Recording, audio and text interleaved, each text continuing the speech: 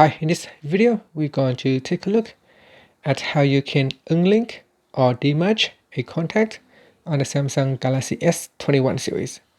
First, let's go back to the home screen by tapping on the home button at the bottom of the screen. Then swipe up to go into app screen. And in here, tap on contacts. In the contact list, now go down and open up a contact that you would like to unlink. And then tap on the link contacts at the bottom here. Next, you can tap on Unlink, and that will demerge the contacts. So again, we try it again. So let's say I want to demerge the test contact right here.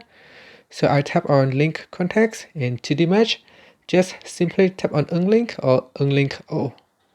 And that's it. That's how you can unlink a contacts on your Samsung Galaxy S21 series. And finally, you can tap on the home button to go back to your home screen. Thank you for watching this video. Please subscribe to my channel for more videos.